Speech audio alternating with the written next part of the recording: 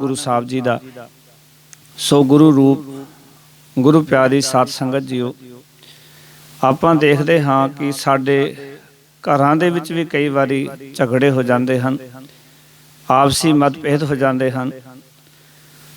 ਔਰ ਅਸੀਂ ਲੋਕ ਰਿਸ਼ਤੇਦਾਰਾਂ ਨੂੰ, ਵਿਚੋਲਿਆਂ ਨੂੰ ਜਾਂ ਆਪਣੇ ਖਾਸ ਮਿੱਤਰਾਂ ਨੂੰ ਇਕੱਠੇ ਕਰਕੇ ਅਸੀਂ ਸੋਚਦੇ ਹਾਂ ਵੀ ਸਾਡੇ ਇਹ ਜਿਹੜੇ ਮਤਭੇਦ ਹੋਏ ਨੇ ਇਹ ਦੂਰ ਹੋ ਜਾਣ।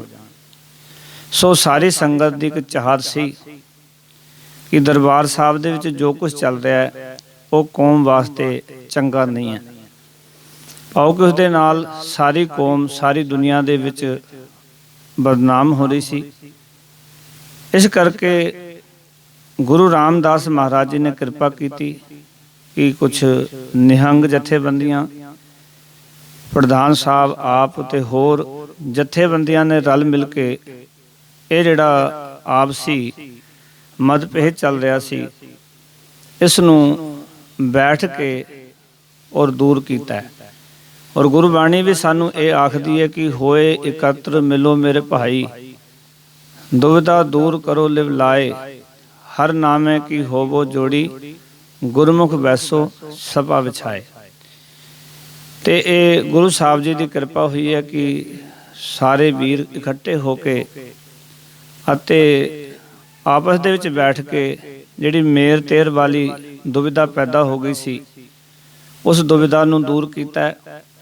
ਔਰ ਸੰਸਾਰ ਦਾ ਇਹ ਰੂਲ ਹੈ, ਜਿੰਨਾ ਚਿਰ ਸਾਡੇ ਅੰਦਰ ਪਈ ਹੋਈ ਦੁਵਿਧਾ ਦੂਰ ਨਹੀਂ ਹੁੰਦੀ ਉਨਾ ਚਿਰ ਨਾ ਤਾਂ ਪਰਿਵਾਰ ਦਾ ਝਗੜਾ ਦੂਰ ਹੋ ਸਕਦਾ ਹੈ, ਨਾ ਹੀ ਜੀਵਨ ਦੇ ਅੰਦਰ ਆਪਸ ਦੇ ਵਿੱਚ ਧਾਰਮਿਕ ਸਥਾਨਾਂ ਤੇ ਬੈਠੇ ਲੋਕਾਂ ਦਾ ਝਗੜਾ ਮੁੱਕ ਸਕਦਾ ਹੈ, ਨਾ ਹੀ ਦੂਜੇ ਧਰਮਾਂ ਦੇ ਨਾਲ ਜੋ ਮਤਭੇਦ ਨੇ ਉਹ ਦੂਰ ਹੋ ਸਕਦੇ ਹਨ। ਇਹ ਤਾਂ ਆਪਸ ਵਿੱਚ ਬੈਠ ਕੇ ਔਰ ਇਕੱਤਰ ਹੋ ਕੇ ਹੀ ਇਹ ਦੁਵਿਧਾਵਾਂ, ਇਹ ਮੇੜ ਤੇਰ ਵਾਲੀ ਬਿਰਤੀ ਨੂੰ ਸਾਧ ਸੰਗਤ ਵਿੱਚ ਬੈਠ ਕੇ ਪਰਮਾਤਮਾ ਦਾ ਸਿਮਰਨ ਕਰਕੇ, ਨਾਮ ਜਪ ਕੇ, ਗੁਰੂ ਦੀ ਸਿੱਖਿਆ ਦੇ ਉੱਤੇ ਅਮਲ ਕਰਕੇ ਹੀ ਆਪਾਂ ਆਪਣੇ ਜੀਵਨ ਵਿੱਚੋਂ ਮੇਰ ਤੇਰ ਦੂਰ ਕਰ ਸਕਦੇ ਹਾਂ।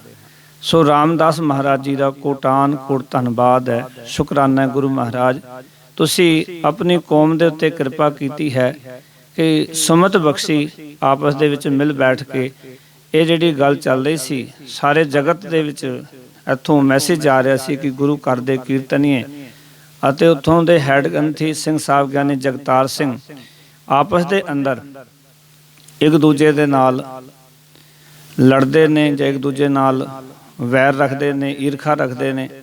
ਸੋ ਉਹਨਾਂ ਨੇ ਇਸ ਈਰਖਾ ਨੂੰ ਦੂਰ ਕਰਦਿਆਂ ਔਰ ਬੜੇ ਪ੍ਰੇਮ ਨਾਲ ਸਾਰੇ ਰਾਗੀ ਜੱਥਾਂ ਨੂੰ ਆਪਣੀ ਗਲਵੱਕੜੀ ਵਿੱਚ ਲੈ ਕੇ ਇਹ ਭਰੋਸਾ ਦਿਵਾਇਆ ਕਿ ਆਪਾਂ ਰਲ ਮਿਲ ਕੇ ਗੁਰਸਿੱਖੀ ਦਾ ਪ੍ਰਚਾਰ ਕਰਾਂਗੇ ਤੇ ਗੁਰਸਿੱਖੀ ਵਿੱਚ ਵੱਡਮੁੱਲਾ ਯੋਗਦਾਨ ਪਾਵਾਂਗੇ। ਸੋ ਸਾਨੂੰ ਬਹੁਤ ਚੰਗਾ ਲੱਗਿਆ, ਸਾਰੀ ਸੰਗਤ ਨੂੰ ਇਹ ਗੱਲ ਬੜੀ ਚੰਗੀ ਲੱਗੀ ਕਿ ਚਲੋ ਕਿਤੇ ਨਾ ਕਿਤੇ ਜੋ ਆਪਸ ਵਿੱਚ ਮਤਭੇਦ ਸਨ ਗੁਰੂ ਸਾਹਿਬ ਜੀ ਦੀ ਕਿਰਪਾ ਹੋਈ ਉਹ ਸਾਰੇ ਦੂਰ ਹੋਏ।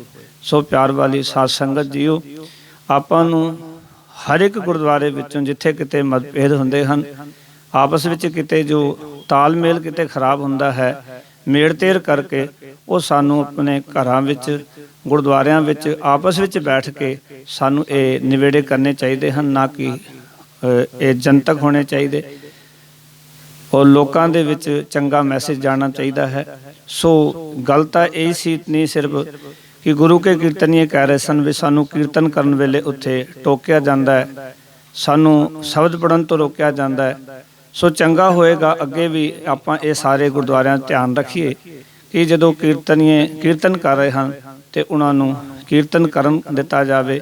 ਜੇ ਹਾਂ ਉਹਨਾਂ ਨਾਲ ਕੋਈ ਗੱਲ ਕਰਨੀ ਹੈ, ਉਹਨਾਂ ਕੋਲੋਂ ਵੀ ਕੋਈ ਗਲਤੀ ਹੋ ਜਾਂਦੀ ਹੈ ਕੀਰਤਨ ਕਰਦੇ ਹਾਂ, ਕੀਰਤਨੀਆਂ ਪਾਸੋਂ, ਤੇ ਸਾਨੂੰ ਚਾਹੀਦਾ ਹੈ ਕਿ ਉਹਨਾਂ ਨੂੰ ਪਾਸੇ ਹੋ ਕੇ ਉਹਨਾਂ ਨਾਲ ਗੱਲ ਕਰਕੇ ਉਹਨਾਂ ਨੂੰ ਸਮਝਾਉਣਾ ਚਾਹੀਦਾ ਹੈ ਕਿ ਵੀਰ ਜੀ ਤੁਹਾਡੇ ਪਾਸੋਂ ਇਹ ਗਲਤੀ ਹੋਈ ਹੈ, ਜਾਂ ਰਾਗ ਦਾ ਇਹ ਸਮਾਂ ਸੀ, ਇਸ ਰਾਗ ਪੜ੍ਹਨਾ ਸੀ।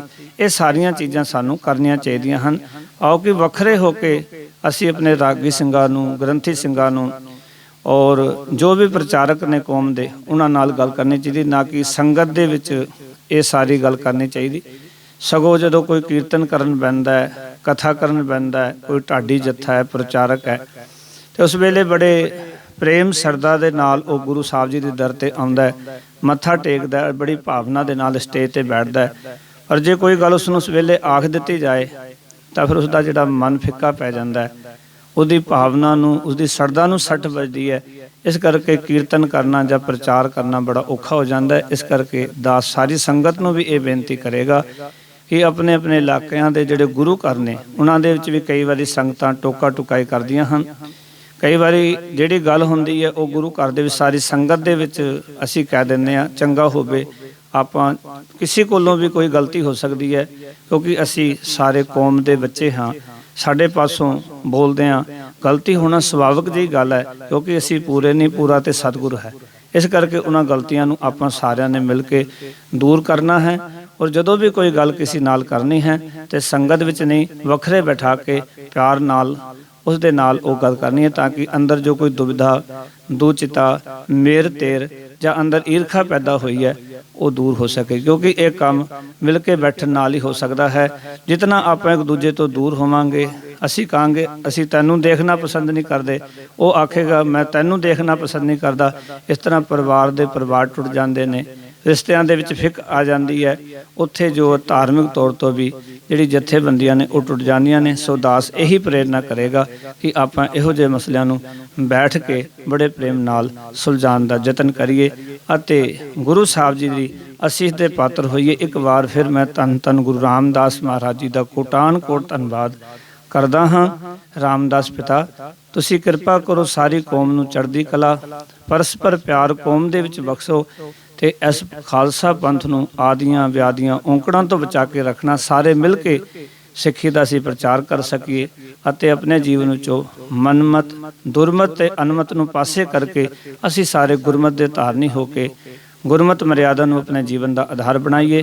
ਗੁਰੂ ਸਾਹਿਬ ਜੀ ਦੀ ਦਿੱਤੀ ਹੋਈ ਅੰਮ੍ਰਿਤ ਬਾਣੀ ਅਤੇ ਬਾਣਾ ਉਸ ਦੇ ਨਾਲ ਜੁੜ ਕੇ ਅੰਮ੍ਰਿਤ ਛਕ ਕੇ ਸਿੰਘ ਸਜ ਕੇ ਅਸੀਂ ਗੁਰੂ ਸਾਹਿਬ ਜੀ ਦੀ ਅਸੀਸ ਦੇ ਪਾਤਰ ਹੋਈਏ। ਸੋ ਇਤਨੇ ਬਚਨ ਪ੍ਰਵਾਨ।